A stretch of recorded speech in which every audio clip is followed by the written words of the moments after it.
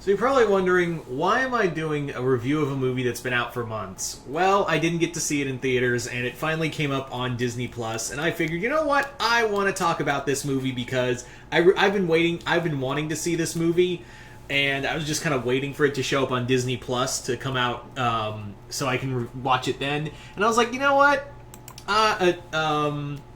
I want to do a whole ass review of this movie. I want to do like a whole ass review. So in other words, there is going to be spoilers for this movie. So just to let you know, there is going to be, spoilers for that. Keep that in mind.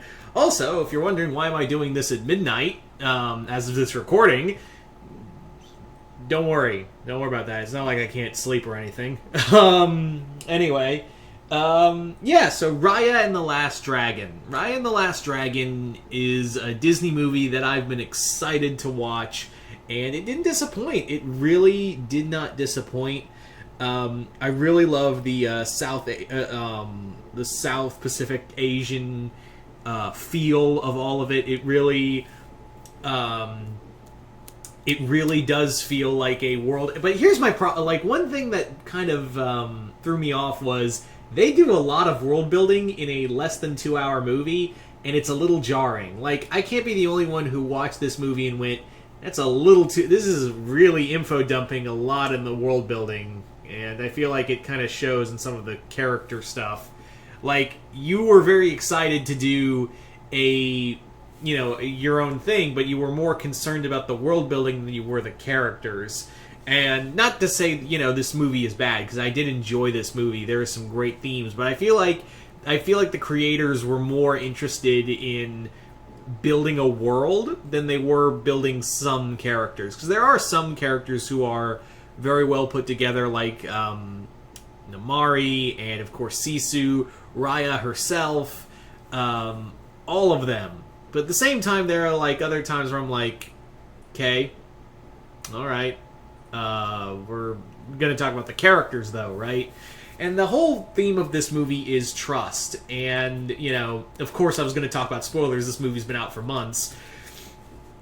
The big thing that happens is that the big theme is trust. And Namari has to be trusted to do the right thing and save the world.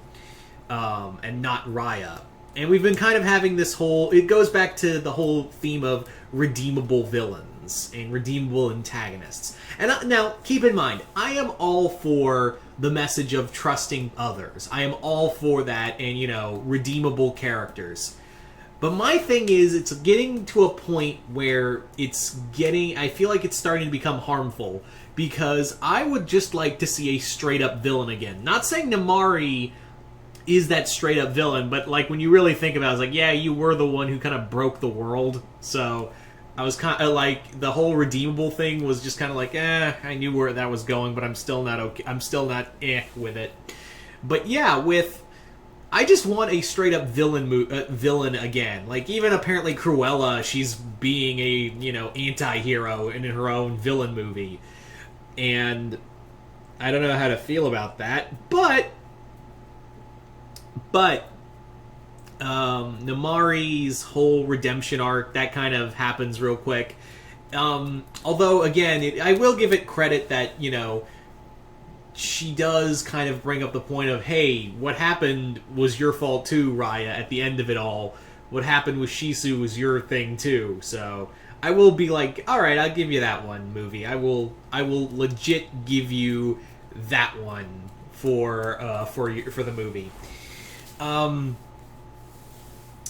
So yeah, I just want a straight-up villain again in a Disney movie, because I think or in any animated film, because I think we're getting to the point of redeemable villains are starting to really grate on me, and we need villains out there who will show people, hey, trusting people is good, letting other people in is good, but there are people out there who are going to hurt you and want to see you fail, and will backstab you with no other problem, and they will do this on the sole reason of you exist. Like, you can do the nicest shit for them for your entire life. Like, you can just do nothing but be good to them, and they will still want you dead on the sole ground of, who you are, what you look like, what your sexuality is, what your gender is. They will just not stop until you're dead.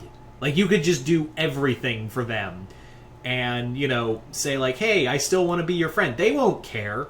Because there are people out there who just want to see you dead. Like, there are, like, I think we need to reinforce that, you know, trust is good. I'm not saying trust is a bad thing. What I'm saying is, I think we need to differentiate is, like, trusting people is good, but there are people out there who just hate you for existing. And I think we need to bring that back. Seems like the only person who has brought that back is the Disney TV shows, instead of the Disney movies. I feel like that's kind of been the draw there. Let's talk about the fight sequences real quick. Jesus, these are some excellent fight scenes. And a lot of the action sequences, these are some excellent animated action scenes. And the fact that most of this was done in quarantine is really cool. Like, I really like that. This was all, the animation team and all that were mostly working on this movie from home. Like, the fact that you could see the strands of hair, like separate strands of hair on a person's head, gives the, you know, the total detail of this movie and how painstaking it was. That was, you know, hats off. The fact that you guys had to do this during quarantine, and again, those action scenes are just phenomenal. Especially, I think, the first fight we see, the first, like, sword fight between Namari and Raya at Spine is definitely, with hands down, one of the best action scenes I've seen animated, at least from Disney. It's really well done. I really enjoyed it. Everything about this movie is great. I will admit that, again, it does kind of disappear up its own ass sometimes when it wants to do the world building, but at the same time, I'm like, I'll let it go. I'll let it go. I'm also really hoping we get a Raya and the Last Dragon animated series, because it's very clear this, like, it's almost like it was trying to pitch itself as, hey Disney, you gave Rapunzel an animated series. Can we have one? You gave one to Big Hero 6 too. Can we have one? Can we have one? Yeah. And yeah, I would be totally down with a Raya animated series. But the other thing is, of course, how much you bet they are going to be totally against Raya and Namari as a couple. Because even though Disney has Lumity right now, they kind of got backed in the corner like that, and now they have to. But yeah, I still call shenanigans on Disney for, you know, complete hypocrisy on your stance on LGBTQ representation. Yeah, I've already did a video about talking about that in my Owl House, my thoughts on the Owl House Season 2 trailer. But yeah, very clear, and especially, like, it's also kind of adorable that Kelly Marie Tran who voices Raya, ships Namari and Raya. Like, it's just adorable how she just went all over, like, oh yeah, I totally headcanon that they're together. I'm like, that's adorable. Also, fuck you, Star Wars fans, for completely emotionally destroying this poor woman. You know, it's mind-numbing that this poor woman had to go through all the bullshit she did in Star Wars, and she gives off an excellent performance in here. Like, hats off to Kelly Marie Tran and everyone else, because voice acting, because again, I have to reiterate, they had to do this in quarantine. Holy shit. The fact that you got all this from animation to voice acting is, while you were stuck at home, is something to behold. Like, that is some serious dedication right there. But yeah, this was really good. Like, it almost doesn't feel like your typical Disney movie when you come down to it. Like, it really doesn't feel like a Disney movie. It feels like...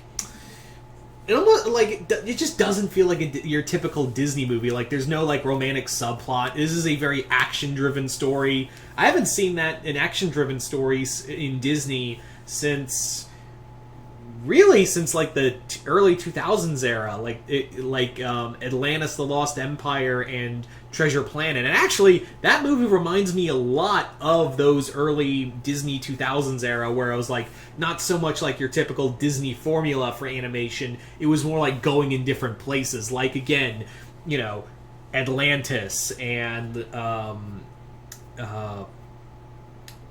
Treasure Planet. The word got away from me. But yeah, it very much reminded me of that, like, because it doesn't follow the typical Disney princess theme. So, should you go watch Raya and the Last Dragon? Hell yeah. If you got Disney Plus, get your ass on there right now. Like, just get your ass on Disney Plus right now and go watch Raya and the Last Dragon. Because it is just so damn good. Anyway, I still think though that my movie of 2021, this one is very up there, but I think that the tier right now, like the top tier movie for me for 2021 is Psycho Goreman. But this one's very high. Like Raya and the Last Dragon is still very high, but we've still got several more movies for 2021. But anyway, so once again, you guys tell me in the comments below, what did you think of Raya and the Last Dragon? And just let me know in the comments below. And once again, I'm Mr. Multiverse. I will see you next time in the multiverse.